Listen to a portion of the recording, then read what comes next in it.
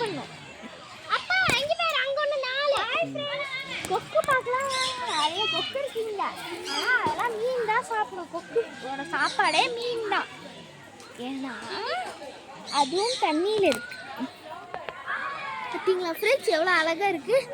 அங்க பாருங்க, ஒரு கொக்கு மீனை வாயில வச்சு தின்னுட்டு இருக்குது. அதான் தெரியுதா இல்லையா?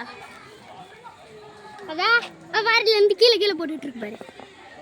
அதான் கீழே போட்டுட்டு இருக்கு.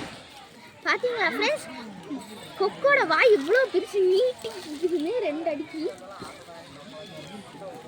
அங்க பாருதா, வாயில வச்சு கடிச்சு கீழே போட்டுட்டு இருக்குது. ஏன் வாயில கடிச்சு கீழே போட்டுட்டு இருக்கு? அப்பா டேஸ்ட் தெரியும்ல, அதனால கீழே போட்டு எடுத்துக்கணும். அம்மா எறும்பாடு பிச்சை. அங்க எறும்பாடு இருக்க மாட்டேங்குது. வீடியோ கட் பண்ணுமா, நெக்ஸ்ட் இடத்துக்கு போகலாம்.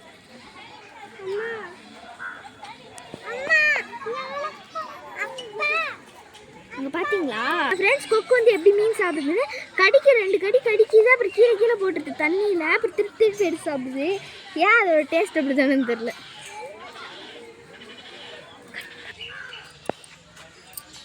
ஹாய் ஃப்ரெண்ட்ஸ், இப்போ நம்ம ஃபாக்ஸ் அதாவது நரி பக்கம் வந்திருக்கோம். அங்கே பார்த்தீங்களா, ஜூம் பண்ணால் அந்த நரி தெரியும். ஜூம் பண்ணி காமிங்கம்மா.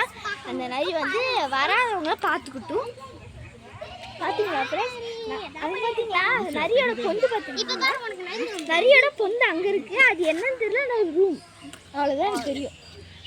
ஆனால் அது வந்து நரியோட வீடுன்னு சொல்லி தெரியும். அது வந்து நரி பார்த்தீங்களா க்யூட்டாக இருக்குல்ல எல்லாமே.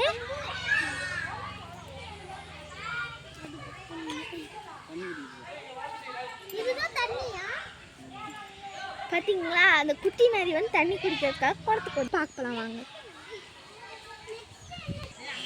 வங்கனா நரி வந்து இங்கே ஓடி போயிடுச்சு. ஆனால் வந்து இங்கே பிக்சரில் பார்க்கலாம் ஃப்ரெண்ட்ஸ்.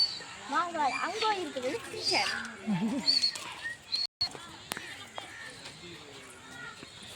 இது பேரிச்சம்பழம் செடி, பார்த்துக்கோங்க.